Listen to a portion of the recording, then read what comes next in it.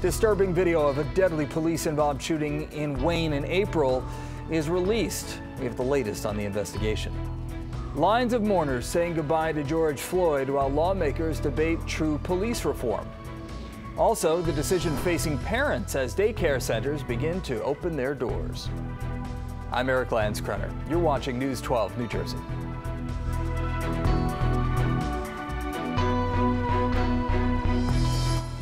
Big story in New Jersey today. Governor Murphy lifting his stay-at-home order. It's been in place since March 21st. The governor today also raising the limit on outdoor gatherings from 25 people to 100 people. And there will now be an exception explicitly allowing outdoor gatherings of more than 100 persons for First Amendment protected outdoor activities, such as political protests of any persuasion or outdoor religious services. Indoor gathering limits are now set at 25% capacity or 50 people, whichever is lower. It'll allow for expanded religious services. And June 15th, daycare centers reopen. Welcome news for working families, but still, it's a big decision. Moms and dads are asking themselves right now, do I feel that my child will be safe from contracting coronavirus? News 12 New Jersey's Chris Keating met with the Fernandez family in Ocean Township to find out what they're doing. Good. Bend your legs when you come back. For 3 months, 3-year-old Natalie Fernandez has been pretty much confined to the backyard when it comes to playtime. Her socialization, her big brothers Justin and Ryan. So Mom Vanessa Fernandez says it's time to get her around other kids her age. She's heading to daycare on Monday. She misses being in a world that's created for her. She misses the interaction with her friends. She talks about her friends all the time. She misses learning, at her level. Vanessa and her husband believe the rewards outweigh the risk of contracting COVID-19. Much of her decision comes from confidence in their daycare and their protocols. Every time we drop off, the facility is going to take my temperature and my child's temperature. Also, no parents will be allowed inside.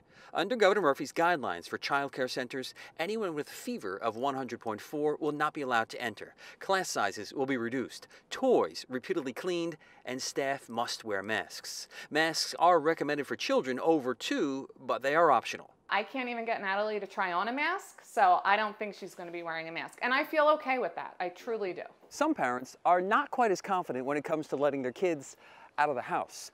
Some worry about germs at daycare centers, so they will keep their kids at home all summer long.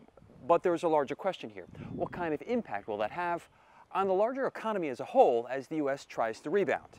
Daycare centers are vital to helping the economy recover, but will they stay in business if there aren't as many children? And will parents not return to work in favor of staying home? The unemployment rate is at 13%, so the U.S. economy needs parents to work. Vanessa Fernandez, she has to work. Keeping Natalie at home, it would be very, very difficult. I would have to consider hiring, a nanny or a babysitter to come over every day. If that's the case, she feels Natalie will be best served at daycare. In Ocean Township, Chris Keating, News 12 New Jersey.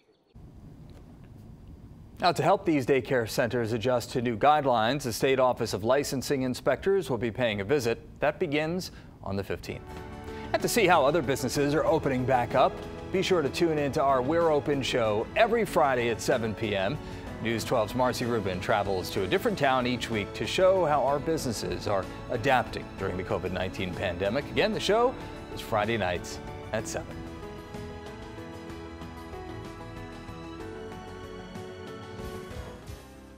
Well, there's a couple of things that we will continue to track for you. One is the leftover tropical remnants of Cristobal. The other is going to be the heat and humidity. First up, the rain, the heavy rain from Cristobal that is continuing to track due north. This is very odd for an early season tropical system. Usually they sit around the Gulf of Mexico or the Carolinas or Florida. They got to veer very quickly off to the north and to the east. This one's making a beeline straight up the Mississippi into Wisconsin and Minnesota, bringing with it some heavy rain. It'll continue to move into Canada, and the trailing cold front is what's going to clip New Jersey by Thursday, and we could be looking at some pretty rough thunderstorms. The second piece of this puzzle is that Cristobal is going to unlock really soupy air. It's going to feel like, the Louisiana swamps here in New Jersey as we roll into tomorrow. Dew point temperatures are going to be really elevated. Daytime high temperatures are going to be in the upper 80s and lower 90s,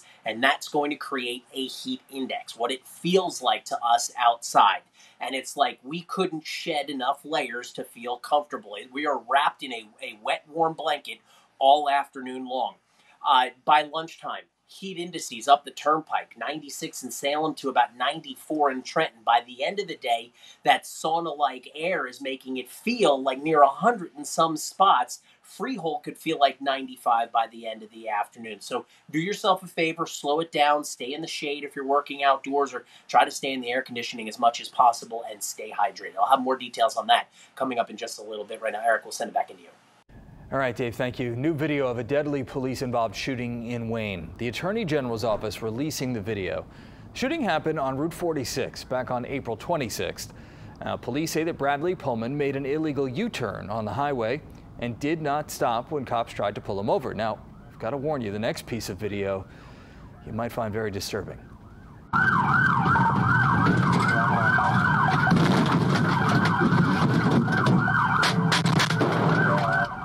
Now, police say when the chase ended, Pullman got out of the car holding a gun, allegedly pointing that gun at the officers, and that's when 4 officers opened fire. Pullman died at the scene. The Attorney General's office is investigating. Rowan University says it will not bring back the director of their Office of Emergency Management, Peter Amico. The university says in 1994, when Amico was Glassboro police officer, he shot and killed 14-year-old Eltarmaine LT Sanders while on a domestic call. A Gloucester County grand jury did not press charges. The U.S. Department of Justice launched an investigation but took no further action. Amico has been with Rowan University since 2008. And the university president saying in a statement, quote, "As a university, we believe Black lives matter. We are looking hard at our own organization, our policies, structure, and culture. We found we have work to do. I am sure some of it will be more difficult and uncomfortable than we can imagine. We will be transparent in our transformation, and we will look for opportunities to engage with the university community to bring about much needed change." Today in Houston, the final goodbye to George Floyd, an emotional funeral for the man whose death began a worldwide movement. News 12 New Jersey's Karen Lee with more on the ceremony and how lawmakers are now debating what comes next. I'm going to miss my brother a whole lot. At a time of reflection, a call for action. America, it is time for a change. Even if it shall begin with more protests, no justice, no peace. Friends and family members laid George Floyd to rest Tuesday afternoon in Houston.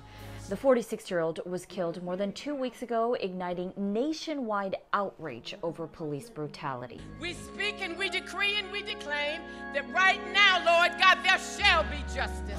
At the funeral, hope for a silver lining amidst this tragedy. George Floyd changed the world, and we're going to make the world know that he made a difference.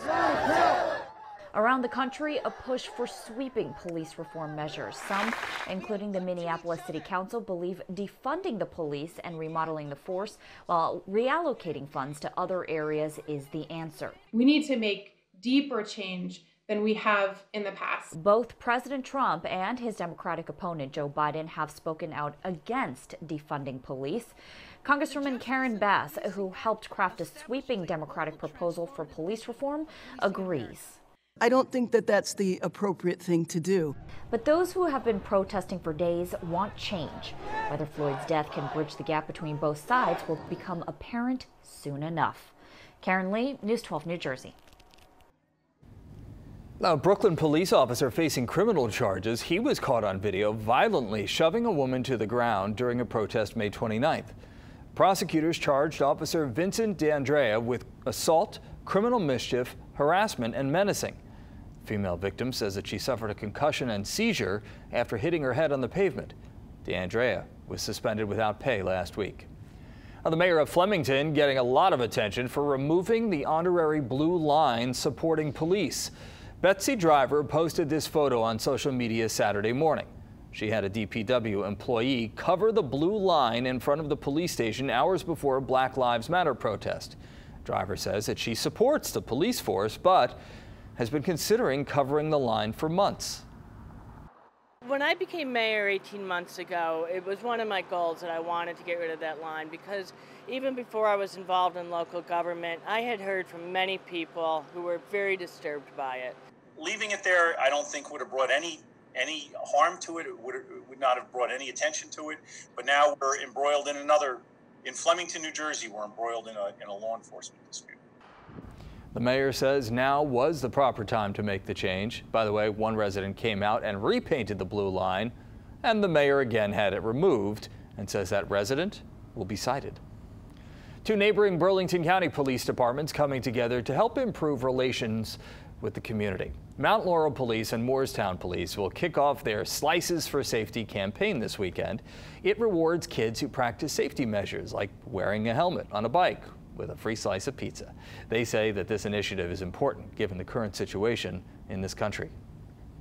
Given the situation in Minneapolis, the community needs positive encounters with law enforcement. We need them to obviously believe in us, and we need them to feel safe with us. And we want, from a young age, we want the kids and the residents of this town to understand that we're here for them, and if they need something, that they can reach out.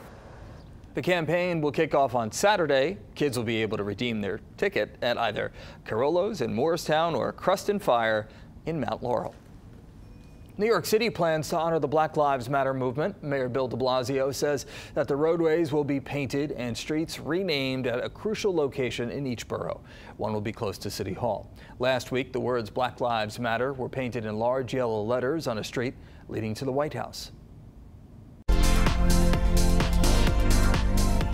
In 1999, record producer Shep Pettibone opened Paradise Nightclub right here in the city of Asbury Park. Paradise and Georgie's Bar are the only two LGBTQ clubs remaining from that decade. News 12 is celebrating Pride Month all June across the tri-state region.